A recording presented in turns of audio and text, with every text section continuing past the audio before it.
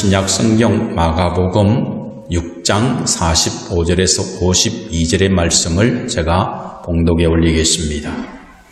예수께서 즉시 제자들을 재촉하사 자기가 무리를 보내는 동안에 배 타고 앞서 건너편 벳세다로 가게 하시고 무리를 작별하신 후에 기도하러 산으로 가시니라. 저물매 배는 바다 가운데 있고 예수께서는 홀로 무태에 계시다가 바람이 그 소리모로 제자들이 힘겹게 노젓는 것을 보시고 밤 사경쯤에 바다 위로 걸어서 그들에게 오사 지나가려고 하시매 제자들이 그가 바다 위로 걸어오심을 보고 유령인가 하여 소리 지르니 그들이 다 예수를 보고 놀람이라. 이에 예수께서 곧 그들에게 말씀하여 이르시되 안심하라 내니 두려워하지 말라 하시고 배에 올라 그들에게 가시니 바람이 그치는지라 제자들이 마음에 심히 놀라니 이는 그들이 그 떡 떼시던 일을 깨닫지 못하고 도리어 그 마음이 둔하여 졌음이러라. 아멘. 오늘도 이 아침에 예배 자리에 나온 여러분을 주님의 이름으로 환영하고 축복합니다. 아멘. 자, 오늘 본문을 좀 더 깊게 들어가기 위해서는 이전의 사건인 오병이어의 표적에 대해서 그 의미를 좀 더 상고하고 들어가면 말씀에 도움이 됩니다. 오병이의 놀라운 표적을 제자들은 경험을 했습니다. 그래서 이 오병이어의 표적을 통해서 많은 제자들과 백성들은 예수님은 영혼과 육신의 문제를 해결해 주시는 그런 메시아시다라는 것을 발견해야 되는데 많은 사람들이 무엇으로 발견했냐 하면 이 예수님을 따라다니면 우리 먹는 문제는 해결되겠다라는 육신의 문제, 이 땅의 정치적인 경제적인 문제를 해결하는 그런 왕으로 삼고자 했습니다. 그래서 오늘 본문의 병행 본문인 요한복음 6장 15절에 보면 오병이어를 통해서 남자만 5,000명이 먹었다라고 그렇게 기록하고 있습니다. 그러면 그 남자의 아내, 자녀들을 포함한다면 무려 2만 명 정도의 사람이 이 음식을 먹었을 것이다라고 우리가 추측해 볼 수가 있습니다. 그런데 이 2만 명이 먹을 수 있는 그것이 어디에서 나오느냐 하면 한 어린아이가 내놓은 떡 5개와 물고기 2마리 1인분의 도시락에 의해서 이런 일이 벌어진 거예요. 이것을 보고 그 많은 사람들이 깜짝을 놀란 거죠. 그래서 예수님을 붙잡아서 왕으로 삼아야 되겠다라는 마음을 먹고 예수님을 억지로 왕으로 삼고자 했습니다. 그래서 예수님께서는 이 군중들의 이 분위기에 제자들이 휩쓸리기를 그렇게 할 줄 알고 이 땅의 영광을 구하는 그들로부터 제자들을 분리시키고자 급하게 바다 건너로 가게 그렇게 하시고 본인이 무리들을 해산시키는 그리고 그 밤에 기도하러 산으로 가셨다라는 겁니다. 그런데 그 이후에 예수님의 말씀에 순종해서 12명의 제자들이 배를 타고 가는데 풍랑을 만나게 되었다는 것이 오늘의 내용입니다. 흔히 인생을 항해하는 바다에 많이 비유합니다. 불교에서는 인생을 뭐라고 표현하지? 고해의 바다다, 고통의 바다다라고도 말하고 있습니다. 그런데 우리 모두가 이 인생의 바다 한가운데 있다는 거예요. 우리가 땅을 딛고 살지만 어떻게 할 수 없는 문제를 만날 수 있는 망망대해를 향하는 어떤 그러한 순례의 바다 한가운데 우리가 있다는 겁니다. 어쩌면 어떤 분은 벌써 풍랑을 만나서 심한 멀미를 경험하고 있는 분도 있을 겁니다. 갈릴리 바다의 제자들은 뱃사람들입니다. 어지간한 멀미는 느끼지도 않는 이들이었는데 그들이 감당할 수 없는 그런 풍랑을 만난 거지요. 우리가 살아가다 보면 어떤 인생의 풍랑이 다가옵니까? 예상치도 못하게 건강의 풍랑이 다가와요. 현대의학으로도 어찌할 수 없는 풍랑을 만나면 순간 당황하게 되는 거고 절망하게 되는 겁니다. 경제의 풍랑이 다가옵니다. 경제적으로 심히 어려우면 멀미보다도 정신이 하나도 없어요. 가정의 풍랑을 만나기도 합니다. 남편을 믿었는데 남편이 배신하기도 하고, 아내를 믿었는데 아내가 배신하기도 하고, 자녀들에게 잔뜩 기대를 했는데 자녀가 나를 실망시키는 풍랑으로 멀미보다 더 힘들게 그렇게 다가오기도 하는 거지요. 우리는 삶이 이러한 풍랑에 잡힐 때가 있습니다. 원치 않는 이러한 풍랑을 만나서 우리 가정이, 우리에 속해 있는 회사가, 우리가 속해 있는 영적인 공동체인 교회가 풍랑을 만나면 교회가 통째로 그냥 부서지고 공중분해되기도 하는 그런 위험한 풍랑을 만나게 된다는 거예요. 우리가 어떤 풍랑을 만났습니까? 이 교회가 지금 풍랑을 만나서 풍비박살 날 수 있는 그런 어려운 때에 우리가 처해 있다는 것을 여러분들이 인식할 필요가 있습니다. 우리가 이 풍랑을 만나면요, 오늘 본문에서 제자들은 가지도 못하고 오지도 못하는 풍랑 가운데 그들이 처해 있었다는 거예요. 진퇴양난인 겁니다.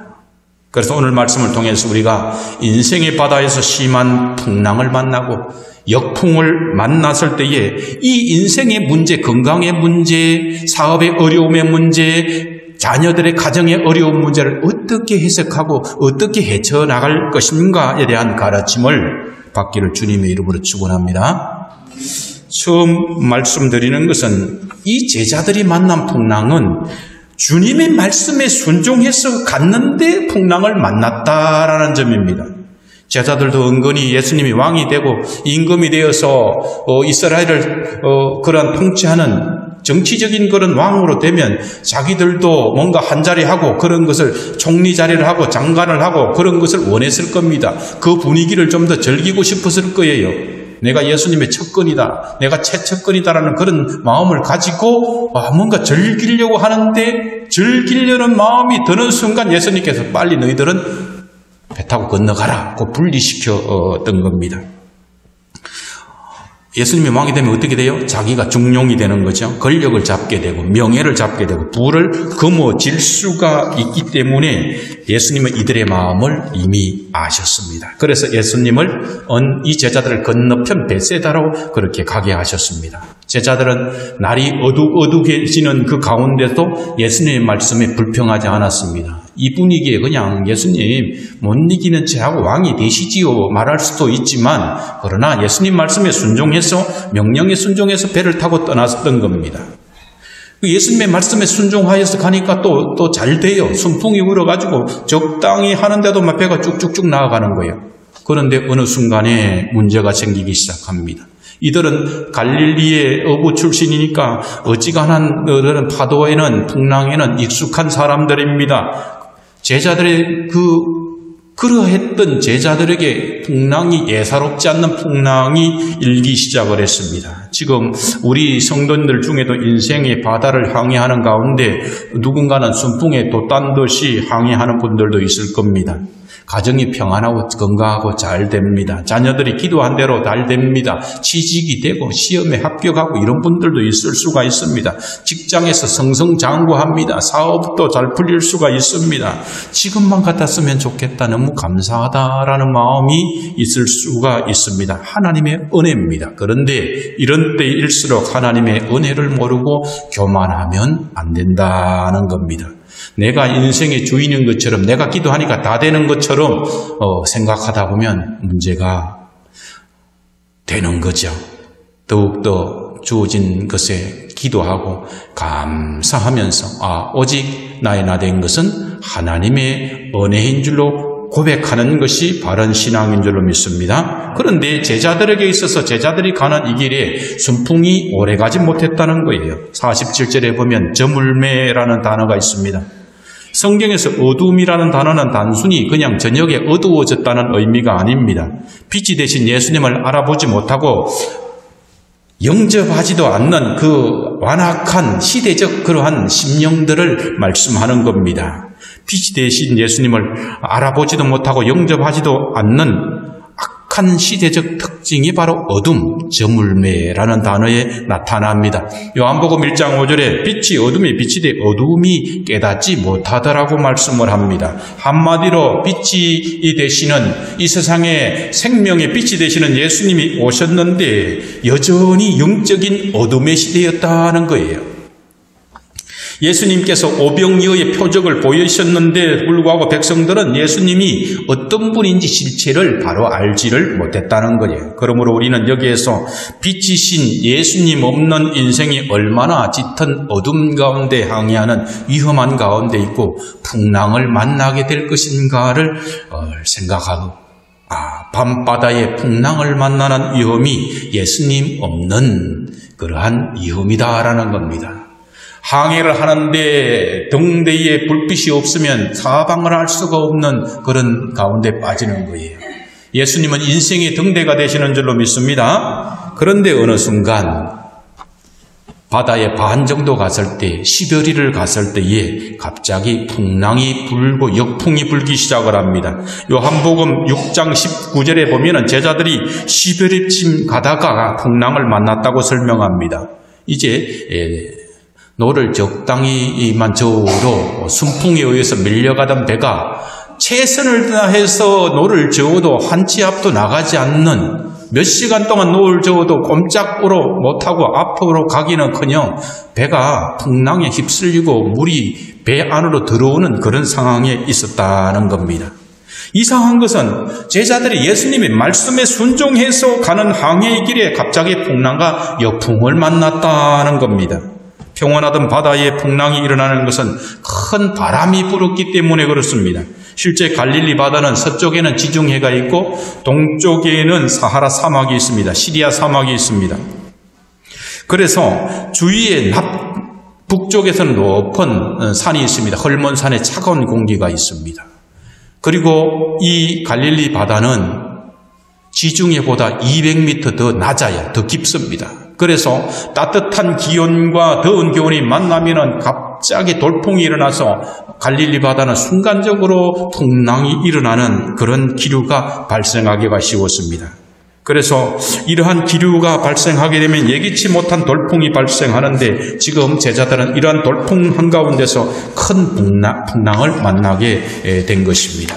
어두운 밤에 힘든 상황이 벌어졌습니다. 어부들조차도 어찌할 수 없는 상황에서 예수님마저도 계시지 않았기 때문에 그들은 불안감이 더욱더 고조되었을 겁니다. 우리가 예수님을 영접하고 가는 항해의 인생에서도 우리가 풍랑을 만날 수가 있습니다. 인간의 지혜를 아무리 동원하도 속수무책인 경우를 만나게 되는 거예요. 아무리 사업을 잘하고 준비하고 철저한 사람도 글로벌 경제의 위기가 오면은 속수무책으로 넘어질 수밖에 없는 거예요. 이 나라의 대통령조차도 경제부총리조차도 감히 어떻게 할 수 없는 상황을 맞게 되는 겁니다. 그러면 실패할 수밖에 없어요. 아무리 아침 저녁으로 음식 가려 먹고 운동을 열심히 할지라도 유전적 요인으로 현대의학으로 어쩔 수 없는 건강의 위기의 풍랑을 우리가 만날 수가 있는 겁니다. 자신이 아무리 운전을 잘해도 다른 사람이 부주의로 뒤에 와서 박으면 교통사고를 속수무책으로 당할 수밖에 없는 겁니다. 아무리 사랑해서 남편, 아내, 자녀이지만은 갑자기 사고를 통해서 남편을 보내기도 하고 아내를 보내기도 하고 자녀를 보내기도 하는 정말로 생이별의 그런 아픔을 당할 수밖에 없는 거지요. 제자들이 풍랑을 헤쳐가기 위해서 힘겹게 노를 저은 것처럼 우리의 지식과 지혜와 모든 것을 다 동원해서 헤쳐나가려고 해도 문제가 해결되지 않습니다. 그렇게 기도해도 응답되지 않을 때가 있다는 거예요. 제자들이 이 노를 저으면서 그냥 노만 저었겠어요? 주여 주여 했을 겁니다.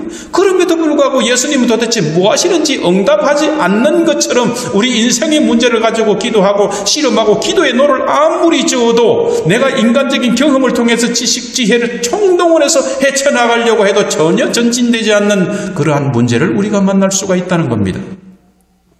하나님이 나를 버리셨나? 하나님께서 나를 잊어버리셨나?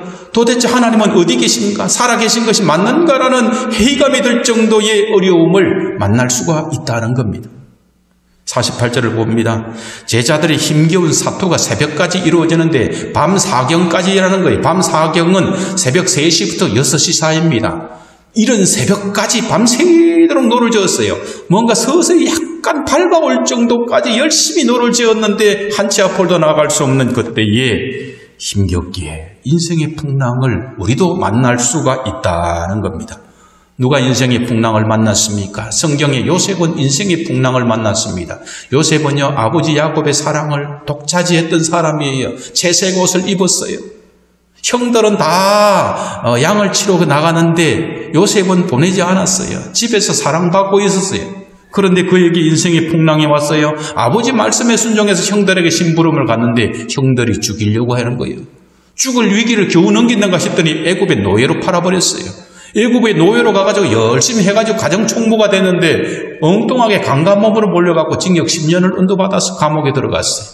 감옥에 들어가서 바로의 대신들의 꿈을 해석해줘갖고 기회가 있을 줄 알았더니 소식이 없어요. 그런 풍랑을 요셉도 만났다는 겁니다. 다윗도 풍랑을 만났습니다. 다윗은요, 골리앗 전쟁터에 심부름 갔다가 골리앗의 하나님을 모욕하는 것을 보고 참지 못하고 나갔던 용기 있는 사람이었어요. 물맷돌 5개만 들고 나갔습니다. 그런데 물맷돌을 통해서 골리앗의 이마에 박혀버리고 그의 목을 베었어요. 이략 이스라엘의 영웅이 되었습니다. 그로 인해서 다윗은 만만히요, 사울은 천천히 되어버렸습니다. 사울의 사위가 되었습니다. 그런데 어느 순간에 사울의 마음이 확 바뀌어가지고 왕이 오히려 사위를 죽이려고 해요. 한순간 신혼부부인 그 아내를 미가를 버리고 도망자 신세가 돼서 굴 속에 숨어야 됐고, 나중에는 더 이상 이스라엘 땅에서는 숨을 자리가 없어서 블레셋 나라까지 가서 그 가드 왕 앞에서 미친 사람처럼 침을 흘리면서 씩씩 웃으면서 겨우 목숨을 구걸해야 되는 그런 처지의 풍랑을 만났다는 겁니다. 욥은 인생의 풍랑이 없었습니까? 욥도 인생의 풍랑이 있었습니다. 욥은 동방에서 최고의 부자였습니다. 그룹 총수였다는 것이 지금으로 말미하면은 자식들과 다복하게 살았습니다. 그런데 어느 사이에 모든 재산을 빼앗겨버리고 자녀들이 다 죽임을 당하고 그 어려운 때에 자기의 아내는 하나님을 저주하고 나가 죽으라는 식으로 말하고 난 뒤에 떠나가 버렸어요. 그렇게 힘든데 혼자 병원 전신을 긁고 있는데 다정했던 친했던 친구들이 찾아와가지고 앉아서 정죄하기 시작합니다. 네가 생각해봐라. 뭔 죄를 지었기 때문에 이런 어려움을 겪고 있지. 네가 죄가 없으면 하나님이 이렇게 하는 게 아니야 라고 그들을 계속해서 정죄하는 그런 풍랑을 만나게 되었던 겁니다. 모세도 인생의 풍랑을 만났습니다. 모세는 잘나가는 애굽의 왕자였습니다. 그런데 40세 때에 동족인 히브리인을 구하려다가 살인을 저지르려고 그때부터 인생의 풍랑이 시작되었어요. 자기 목숨을 살리기 위해서 도망치는 그런 처지가 되었어요. 40년 동안 처가살이를 하는 상황에 있었다는 거예요. 그러한 인생의 풍랑을 만났다는 겁니다. 이러한 인생의 풍랑을 만나면 이해하기가 참 힘이 듭니다. 이 세상에서 고난의 문제를 정확하게 이해하고 설명할 수 있는 사람은 아무도 없습니다. 예수님을 모시고 가지 않아서 제자들이 풍랑을 만났을까요? 그렇지 않습니다. 마가복음 4장 35에서 37절에 보면은 제자들은 예수님을 배에 모시고 갈 때도 풍랑을 만났어요. 그 풍랑이 얼마나 센지 큰 광풍이 일어나면 물결이 배에 부딪혀 들어와서 배에 가득하게 되었다는 거예요. 배에 물이 가득해요. 물이 가득하면 어떻게 돼요? 배가 가라앉을 위기까지 있었다는 거지요. 예수님을 모시고 가는 인생길에 우리 성령님을 우리 심령에 모시고 가는 인생길에도 풍랑이 치고 인생의 배가 가라앉을 만큼 두려움의 상황에 우리가 빠질 수가 있다는 것을 여러분들이 기억하시기를 바랍니다. 베드로전서 4장 12절 13절에 사랑하는 자들아 너희를 연단하려고 오는 불시험을 이상한 당하는 것 같이 이상히 여기지 말고 오히려 너희가 그리스도의 고난에 참여하는 것으로 즐거워하라. 이는 그의 영광을 나타내실 때에 너희로 즐거워하고 기뻐하게 하려 함이라고 말씀합니다. 지금 인생의 풍랑을 만나고 불같은 시험을 당하고 계시는 분이 있습니까? 건강의 풍랑, 사업의 풍랑, 신앙의 풍랑, 가정의 풍랑을 만났을 때에 내가 이해할 수 없지만 그리스도의 고난에 참여하는 것으로 즐거워하기를 바랍니다. 자, 두 번째로는 풍랑 속의 제자를 보고 계시는 분이 예수님이다라는 겁니다. 예수님은 제자들이 힘겹게 노를 젓고 있는 것을 기도하시면서도 아시고 보고 계셨다 말씀합니다. 예수님은 기도하는 데만 집중해서 모든 것 잊어버리는 분이 아닙니다. 기도하시면서도 제자들을 보시고 계셔요. 예수님은 하늘에 계셔서 하늘에서 재미있게 살고 계시는 분이 아닙니다. 예수님은 여러분이 인생의 풍랑도 지켜보시고 주목하고 계시는 줄로 믿습니다.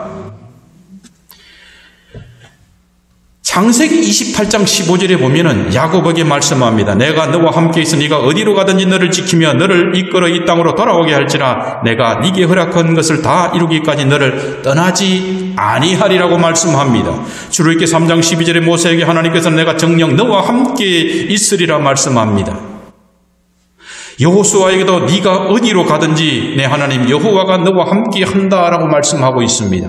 구약시대에 하나님의 사람들과 함께 했던 하나님께서 신약시대에는 이제는 직접 임마누엘 하셨어요. 임마누엘의 하나님이 바로 예수 그리스도인 줄로 믿습니다. 그래서 마태복음 28장 20절에서는 제자들에게 말씀합니다. 볼지어다 세상 끝날까지 너희와 항상 함께 있으리라 말씀이에요. 세상 끝날까지 항상 함께 있기 위해서는 어떻게 해요? 또 다른 보혜사로 우리 심령에 함께 하시기 때문에 항상 함께 하고 계시는 거예요.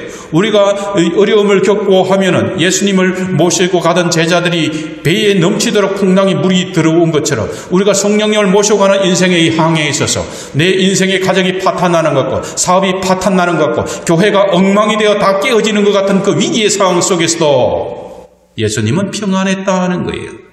내 안에 계시는 성령님을 깨우셔야 된다는 거예요. 내 안에 계시는 성령님께 기도함으로 말미암아서 예수님께서 말씀하면 바람과 풍랑도 잔잔해지듯이 우리 인생의 문제도 잔잔해질 줄로 믿습니다. 주님은 제자들의 풍랑을 보시고 계시듯이 여러분의 어려움도 보시고 계시는 거예요. 영천 중문교회의 풍랑도 보고 계시고 주목하고 계시는 줄로 믿습니다. 우리가 힘겹게 기도의 노를 접고 예배의 노를 접고 애쓸지라도 한 걸음 더 나아가지 않아요. 2년 동안의 어려움, 이것은 금방 생긴 게 아닙니다. 10년도 넘었고 더 오래된 문제인 거예요. 목회자로부터 여러 가지 어려움을 겪습니다. 성도들도 어려움을 겪게. 그래서 이것 헤쳐나가기 위해서 포기하지 않고 계속해서 기도의 노를 젓고 예배의 노를 젓는 이들이 있었는데 그럼에도 불구하고 제가 온 지 지금 1년이 가까운 이 시간에도 한 걸음도 나아가지 못하는 이 상황 속에서 결코 한 걸음도 나아가지 못하는 것이 아니라는 겁니다. 예수님께서 우리를 주목하여 보고 계시기 때문에 우리는 이 자리에 있을지라도 우리는 예수님이 함께하면 단숨에 건너가게 되는 역사가 있게 되는 겁니다. 풍랑 가운데 제자를 찾아오시는 예수님을 만나시기를 바랍니다. 예수님은 힘겹게 노를 젓는 제자들에게 바다 위를 걸어오셨습니다. 그런데 48절에 보면은 예수님이 도와주려 오시는데 그러면 바로 와서 도와주면 좋은데 지나가시려고 하시매라고 말씀하고 있습니다. 도와주러 오셨으면 지금 한시가 급한데 도와주셔야지 어디를 가시려고 하는 겁니까? 지금 예수님께서. 우리가 인생의 바다를 향해 할 때에 우리에게 오신 예수님께서 그냥 지나가는 듯한 것을 느낄 때가 있습니다. 되는 듯 하면서도 안 되는 문제가 있는 거예요. 될 듯 말 듯 하는데 안 되는 거예요. 훈련시키는 과정인 줄로 믿습니다. 하나님은 아담을 찾아가셨어요. 아담이 두려워서 숨어 있을 때에 아담을 찾아가셨고 아브라함을 찾아가셨고 베델에서 두려움에 떨고 있는 야곱을 찾아가셨습니다. 또 광야에서 외롭게 훈련받고 있는 모세를 찾아가셨습니다. 한나가 아이를 가지지 못해서 마음이 괴로워서 통곡하면서 기도하고 있을 때에 한나를 찾아가셨습니다. 엠마오로 내려가는 슬퍼하는 두 제자를 찾아가셨습니다. 주님은 잘못된 길을 가고 있는 바울도 다메섹 도상으로 찾아가셨습니다. 하나님께서는 여러분이 어려운 길을 갈 때에 잘못된 길을 갈 때에도 찾아가시는 분인 줄로 믿습니다. 자, 네 번째로는 영적으로 눈이 어두워진 제자들이 있었다는 겁니다. 예수님은 힘겹게 노를 젓는 제자들을 찾아가셨는데 그 제자들은 어떻게 반응합니까? 49절을 보면은 유령인가 하여 소리 지르니 라고 말씀을 합니다. 정작 예수님이 찾아오셨는데 그들은 예수님을 보고 유령으로 두려워서 소리를 지르고 비명을 지르고 있었습니다. 예수님을 보고 경악을 금치 못했어요. 예수님은 분명히 예수님인 것 같은데 기도하시고 산에 있으셔야 될 분이 지금 바다 위를 걸어오는 거예요. 이것은 상상할 수 없는 상황이죠. 자신의 이성과 경험에 비추어서 벗어나는 일인 거예요. 그래서 비명을 질렀던 거죠. 자신들의 이성과 경험에 밖에 나가면은 두려움에 떠는 그러한 영적인 눈이 어두워진 제자들이었다는 거예요. 예수님이 어떤 분인가를 아직도 알지 못했다는 것을 알 수가 있습니다. 50절을 보면은 그들이 다 예수를 보고 두렵고 공포에 사로잡혔는데 제자들이 무엇을 잃어버렸습니까? 마가복음 4장 35절에 보면은 바다를 잔잔하게 하셨어요. 예수님께서 말씀 한마디 하니까 바다와 풍랑도 잠잠하여놓고 이가 누구인고 이렇게 고백했던 그들이 예수님이 무리를 걸어오는 것은 너무나 당연한 것인데도 불구하고 그들은 마음이 둔하여서 알지 못했다는 거예요. 52절에 뭐라고 말씀합니까? 우리 52절을 함께 읽어보겠습니다. 시작. 이는 그들이 그 떡 떼시던 일을 깨닫지 못하고 도리어 그 마음이 둔하여졌습니다. 오병이어 한 명이 먹고 남을 정도도 안 되는 도시락 하나를 가지고 무려 수만 명을 먹이시던 예수님의 그 능력을 생각하지 못했다는 거예요. 그렇기 때문에 그 표적을 보고서도 예수님은 이 땅의 물리적인 법칙을 초월하는 분이심을 알지 못했다는 거예요. 예수님께서 말씀합니다. 안심하라, 나다, 두려워하지 말라 말씀합니다. 51절을 보면 예수님을 배에 모셨습니다. 배에 모시자마자 일순간에 바람이 멈추고 역풍이 멈췄습니다. 순풍이 되어버렸어요. 그래서 요한복음 6장 21절에 보면 배로 예수님을 영접하니 곧 그들이 가려던 땅에 이르렀더라는 거예요. 예수님이 딱 배에 오르자마자 목표했던 땅에 순간적으로 4km가 쫙 가서 도착하는 일들이 벌어졌다는 거예요. 순풍이 있었다는 겁니다. 우리 인생의 주인 되시는 예수님을 내가 선장이 아니라 성령님을 선장으로 모시고 주님을 선장으로 모시면 인생이 순풍에 돛단 듯이 인생의 목적지가 순탄하게 가게 될 줄로 믿습니다. 자, 저와 여러분들은 오늘 본문을 통해서 인생의 항해의 길에서 잊지 말고 기억해야 될 것이 있습니다. 첫째, 제자들이 주님의 말씀에 순종하여서 가는 여정에도 거친 풍랑이 그들을 막아섰듯이 우리 성도들의 인생의 항해에도 풍랑이 있을 수 있다는 거예요. 역풍이 있을 수 있다는 거예요. 건강과 사업과 어떤 교회의 신앙적인 역풍을 만날 수가 있다는 겁니다. 두 번째로는 주님께서 내가 당하는 인생의 이 풍랑, 가정의 어려움, 가정이 깨질 듯한 이 고통, 건강이 무너질 듯한 이 두려움 가운데도 하나님께서는 구경만 하시는 분이 아니라 우리를 주목하고 계시고 우리의 문제를 해결하시러 찾아오시는 분이시다라는 것을 기억하시기를 바랍니다. 세 번째로 그보다 더 중요한 사실은 내 인생의 풍랑을 잔잔하게 하실 수 있는 성령님이 우리의 심령 안에 계시다는 거. 이미 예수님이 산에서 기도하고 있었지만은 이 지금의 우리 신약의 시대의 성도들의 심령에는 성령님이 벌써 우리와 함께 하고 계신다는 거예요. 내 배에 오시는 것이 아니라 내 심령에 계신다는 거예요. 그 성령님을 모시고 나면 두려움이 떠나고 평안이 있을 줄로 믿습니다. 예수님께서 가라고 할 때 가고 예수님께서 멈추라고 할 때 멈추면 문제가 되지 않는데 예수님께서 성령께서 말씀하지도 않는 내가 먼저 선장이 돼서 출발하면 문제가 터지기 시작한다는 겁니다. 그럼에도 우리가 인생의 풍랑을 만나고 두려워하고 있는 것은 제자들이 밤 사경까지 풍랑 가운데 있게 된 것 같이 여러분들이 건강의 풍랑, 사업의 풍랑, 가정의 풍랑을 만날 때에는 바로 훈련의 과정에 있다는 것을 여러분들이 기억하시기를 바랍니다. 그러한 경험이 없이는 어느 누구도 자신이 만나고 있는 이분이 메시아 그리스도라는 것을 실감하지 못하는 거예요. 오병이어의 역사를 보고도 바다 위를 걷는 예수님을 만나고도 바다와 풍랑을 잔잔케 하시는 예수님을 보고도 안전병이를 일으키고 맹인을 눈을 뜨게 하시고 중풍병자를 걷게 하시는 그분을 눈앞에 보고도 이분이 누구인가를 모르고 단지 이 땅에서 먹고 사는 문제를 해결하는 정치적인 그러한 왕으로만 바라보는 그런 인식하게 되면은 우리는 두려움에 사로잡히게 된다는 거예요. 예수님은 그러한 것에 국한된 분이 아니에요. 이 땅의 문제도 해결하시는 분이지만 우리 영원한 세계도 해결하시는 분이고 영원한 생명의 길에 가는 풍랑도 잔잔케 하시는 분이신 줄로 믿습니다. 수만 명을 먹이시는 오병이의 표적을 보고도 예수님을 보지 못했어요. 이를 걸어오시는 예수님을 바라보고도 하나님이신 줄을 알지를 못했어요. 왜 그럴까요? 마음이 둔하여졌기 때문에 그런 겁니다. 영안이 어두워졌기 때문에 그렇습니다. 그래서 훈련의 과정이 필요한 거예요. 시편 119편 71절의 시인은 이렇게 말합니다. 고난당한 것이 내게 유익이라. 이로 말미암아 내가 주의 율례를 배우게 되었나이다 라고 자신의 고난이 유익이다 라고 고백하는 겁니다. 여러분, 건강에 어려움이 없으면 좋을 것 같아도 순풍인 것 같아도 그러나 하나님께서 유익이기 때문에 주신 줄로 믿습니다. 여러분의 가정에 어려움이 있는 것은 여러분의 가정에 고난이 유익이기 때문에 주신 줄로 믿습니다. 우리 영천적 문교에 당하는 이 어려운 풍랑 우리 교회의 여러분들에게 훈련의 과정으로 유익이 되기 때문에 주는 것인 줄로 믿습니다. 사랑하는 성도 여러분, 아찔한 인생의 풍랑을 만났습니까?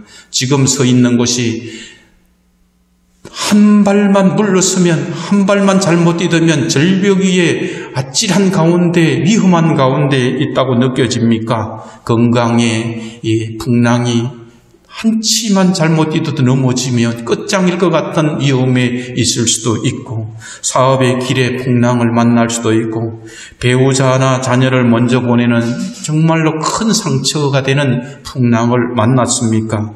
여러분이 책에 찾아온 이 풍랑의 원인을 이해할 수 없는 분도 있을 것입니다. 우리가 만나는 풍랑은요, 요나처럼 하나님의 말씀에 순종하지 못해서 니느웨로 가라고 했는데 니느웨로 가지 않고 다시스로 가다가 만나는 풍랑도 있습니다. 그런데 오늘 본문의 제자들처럼 말씀에 순종해서 가다가도 만나는 풍랑이 있을 수가 있다는 겁니다. 모세처럼 민족을 구하기 위해서 열심을 내다가 만나는 풍랑도 있을 수가 있습니다.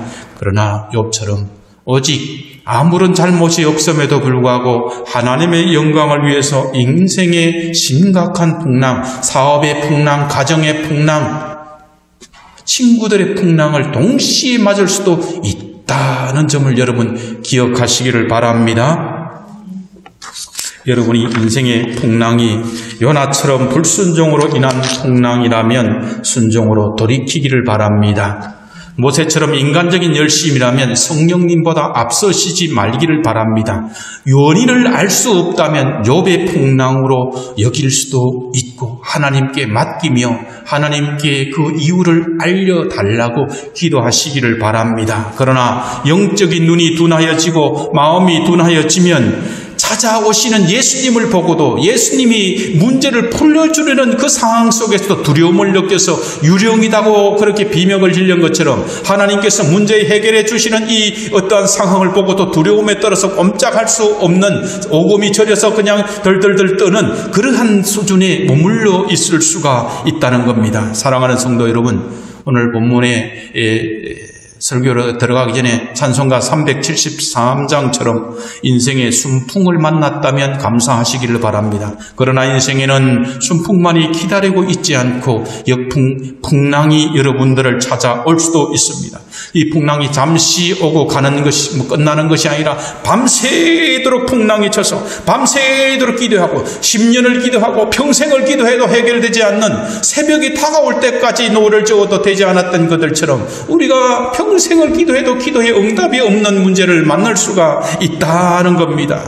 그러므로 하나님께 기도하면서 내가 원하는 방법으로 내가 원하는 시간에 응답하기를 기다리지 마십시오. 그러면 여러분이 주권자이지 하나님이 주권자임을 인정하지 않는 것이 되는 것입니다. 영적인 분별력이 없으면 사울처럼 하나님에 대한 열심히 하나님을 오히려 대적하는 결과를 가져오게 된다는 것을 기억하기를 바랍니다.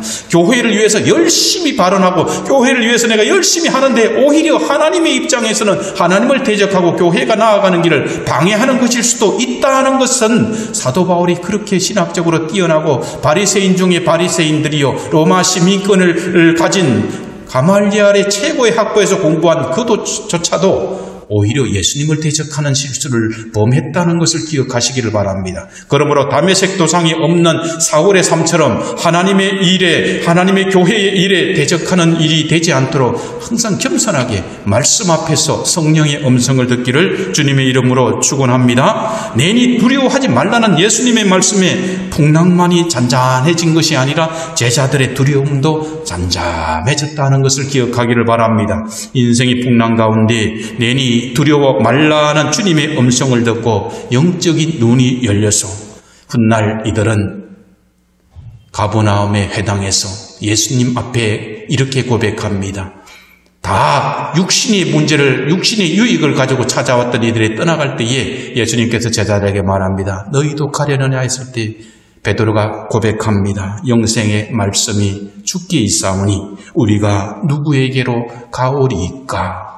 세상의 사람들, 떠돌이 신자들이 다 떠나갈지라도 영생의 말씀이 여기 있으면 하나님의 사랑이 여기 있으면 그루터기처럼 떠나지 아니하고 오직 영생의 말씀이 여기 있사오니 주님이 핏값으로 싼 교회가 이 영청 증명교회이오니 내가 어디로 가오리까? 라는 신앙의 고백으로 꿋꿋이 기도의 자리, 예배의 자리에 지키는 그러한 베드로와 12명의 제자들처럼 그 신앙의 길을 가기를 주님의 이름으로 축원합니다. 베드로의 이 영생의 말씀이 주께 있사오니 우리가 누구에게로 가오리까 하는 이 고백이 저와 여러분의 고백이 되기를 주님의 이름으로 축원합니다. 기도하겠습니다. 하나님 아버지, 인생의 풍랑을 만날 때에 갈릴리 바다에서 잔뼈가 굴렸던 어부들조차도 해결할 수 없는 문제를 우리 가정에, 사업에, 직장에, 또 교회에 맞을 때가 있습니다.